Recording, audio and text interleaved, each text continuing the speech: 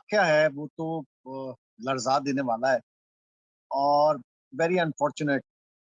जिस जहालत में और जिस तरह के इलिटरेट माहौल में खास तौर पर मैं शर्मिंदगी के साथ कहना चाहूंगा, मेरा भी ताल्लुक उन्हीं इलाकों से है। खैरपुर से मेरा ताल्लुक है, रानीपुर बराबर में है, डिस्ट्रिक्ट एक ही है, वो उसका तालका है।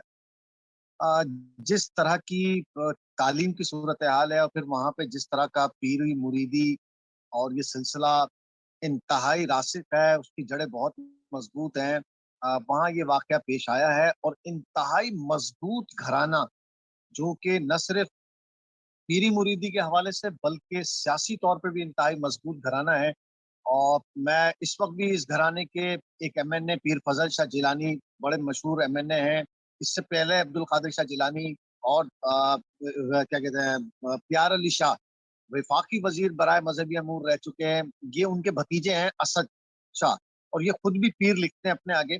पूरी एक पीरों की एक वहाँ कतार है रानीपुर में, और बड़ी मशहूर गद्दी है जिससे ताल्लुक है। और उस हवेली में जो कि बिल्कुल रानीपुर शहर में मौजूद है, वहाँ ये बच्ची फातिमा नेहरू जो कि है वो काम करती थी और ले जाई गई थी। हैं वो मुरीद ही इनके। और वहाँ इस तरह की तकरीबन, अब जो हमारी इत्तलात हैं, तकरीबन इस तरह के 17 बच्चे मौजूद हैं, जिसमें बच्चे और बच्चियां जो कि अंडर एज हैं।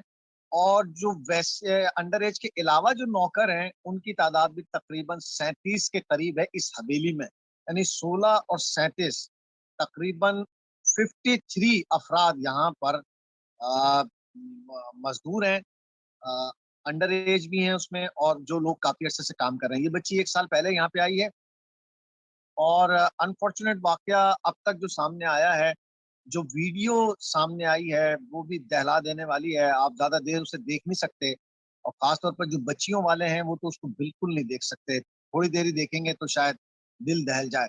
ये बच्ची तड़पती रही, और पीर साहब वहां सामने बेड पर, यानी कि एक कदम के फासले पर पीर साहब उसी बेड पर उसी कमरे में मौजूद थे। वो सोते रहे। और फिर सुबह जब पूरी रात की बच्ची तड़पती रही, सुबह जब नौकरानियां आई, उन्होंने देखा तो बच्ची उस वक्त तक मर चुकी थी। ओह! बगैर किसी तदफीन के, बगैर किसी पोस्टमार्टम के तदफीन की गई। इसके बाप को माँ बासर अफराद ने ज़ाहिर सी बात है, ये बहुत इंतहाई स्ट्रॉन्ग घराने, जहाँ विफाकी वजीर हों और जहाँ सियासी तौर पर मजबूत लोग हों, वो वैसी मजबूत घराना होता है। फिर उसके बाद पीर हों जिनके हजारों मुरीद हों, उर्स होता हो। तो फिर वही एक बयान सामने आया। और इसमें इंतजामिया, आप ये देखें, मैं तो इस मतलब अ, इंतहाई दुख है कि डॉक्टर्स कैसा पेशा है, किस तरह का मुकद्दस पेशा है डॉक्टरी। लेकिन वहाँ जो डॉक्टर थे तालका हॉस्पिटल गंबट में, अब्दुल फतेह, जो बाद में गिरफ्तार हुए, अब्दुल फतेह मेमन, उन्होंने एक पूरी जाली रिपोर्ट बना के तदफीन की इजाजत भी दे दी कि जी तबई मौत है, बच्ची के पेट में दर्द हुआ था, मोशन हो गए थे और उससे वो बच्ची मर गई। जबकि जब ये जब कहानी खुली, जब वो बॉडी हवाले की गई और गुस्ल के लिए आई, तब औरतों की चीखें निकल गईं जो बच्ची के साथ सूरत हाल थी। वहां जो हमारी बात हुई है, जिन गुस्सालाओं ने इसको गुस्ल दिया है, उनसे भी मेरी बात हुई है। रो रो के उन्होंने बयान किया है कि जो सूरत हाल बॉडी की थी वो नाकाबिले बयान है। और मेरी भी आवाज कई मरतबा जब मैंने प्रोग्राम किए तो मेरी भी आवाज मेरा साथ देना छोड़ गई थी। जो सूरत हाल उस बच्ची के साथ है, कई जगह से वो टूटी हुई थी।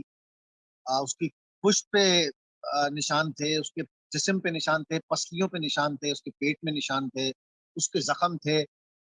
फिर भी वो तदफीन कर दी गई इसी खौफ से कि ये, वो तो जब वीडियो सामने आई, फिर ये वीडियो, फिर लोगों ने आवाज उठाई, तो फिर ये सारी कार्रवाई हुई। और एसएचओ रानीपुर, अब मैं क्या क्या बताऊं, अमीर चांद, जो कि इन्हीं के रखवाए हुए लोग हैं वहां पे, उसने भी कोई कार्रवाई नहीं की। उसने भी गफलत बरती, तदफीन भी होने दी, पोस्टमार्टम भी नहीं होने दिया, और ये बच्ची इसकी तदफीन कर दी गई। वाइफ इनकी जो है हिना शाह, असद शाह की, आ, वो इसमें भी मुलविस हैं। बच्ची की जो दो बहनें हैं वो वहां पर थी, अब उनकी कस्टडी ले ली गई है बच्चियों की, दोनों की। वो दोनों बहनें भी इसकी वहां पर थी। उन्होंने कहा कि हिना शाह ने इस पे मारा है, इनको डंडों से मारा है, 2 जगह से कलाई टूटी हुई है।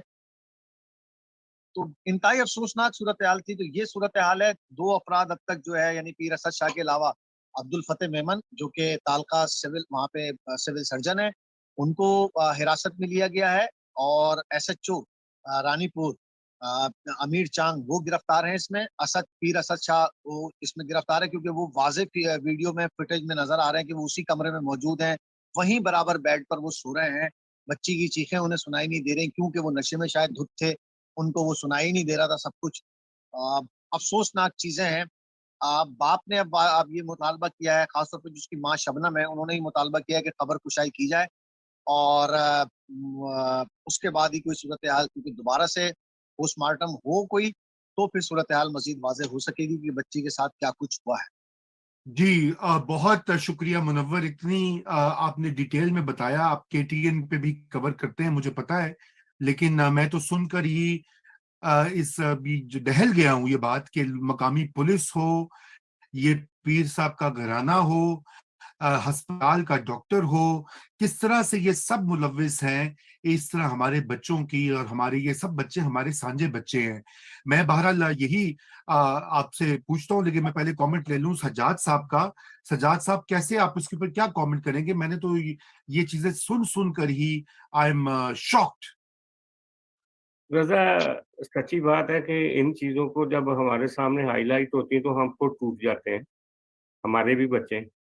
لیکن ایک الارم یہ لازمی ہو جانا چاہیے پیرنٹس کو، یہ جو بچے چھوڑ دیتے ہیں، انڈر ایج بچے لوگوں کے گھروں میں چھوڑنے والی جو مجبوری میں یا کسی پیری فقیری میں یا کسی بھی ریزن میں، جب یہ سوچتے ہیں نا کہ میں ایک انڈر ایج بچہ ہے، اس کو دیکھیں، مجبوریاں کام کی اور نوکری کی ہوتی ہے، آپ بچوں کو اپنی سپرویژن میں اگر کام بھی کروانا اپنی سپرویژن میں کروائیں۔ یہ جو چھوڑ دینا ہوتا ہے نا کہ کسی کے جا کے گھر کے حوالے، جیسے راول پنڈی میں واقعہ ہوا، جیسے آپ دیکھیں کہ یہ رانی پور والا ہوا، ایک اسی طرح کا واقعہ کراچی میں ہوا، تو پیرنٹس کو چاہیے اپنی بچیوں کی حفاظت کریں، بچیوں کی بھی اور بچوں کی بھی۔ انڈر ایج بچوں کو کسی کے گھر، کسی کے رحم و کرم پہ مت چھوڑے۔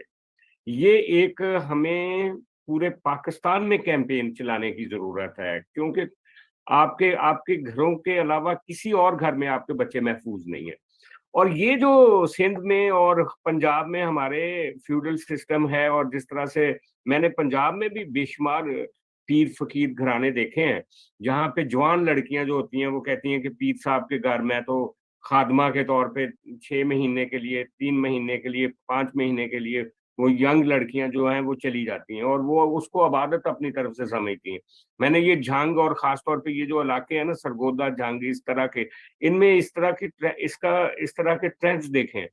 لیکن اب یہ تو انف از انف، یہ میں سمجھتا ہوں کہ ایک تو یہ پیرنٹس کو خود خیال کرنا چاہیے، اور دوسرا ریاست پتہ نہیں کن کاموں میں مصروف ہے، جیسے جڑا والا ہو گیا، جیسے یہ رانی پور کا واقعہ ہو گیا۔ جب واقعات ہو جاتے ہیں تو ہم ان کی مذمت کرنے کے لیے رہ جاتے ہیں۔ ریاستی ڈھانچہ بالکل میں سمجھتا ہوں کہ اب جڑا والا میں جس طرح کا واقعات ہوئے، تھانہ کدھر تھا اس وقت اور سول ایڈمنسٹریشن کہاں تھی؟ اسی طرح وہ رانی پور کا واقعہ ہے کہ ایس ایچ او بھی ساتھ تھا، ڈاکٹر بھی ساتھ تھا، کیونکہ وہ سارے وہ وڈیرے کے ساتھ اس کے ایک طرح سے اس کے سسٹم میں کام کر رہے ہوتے ہیں۔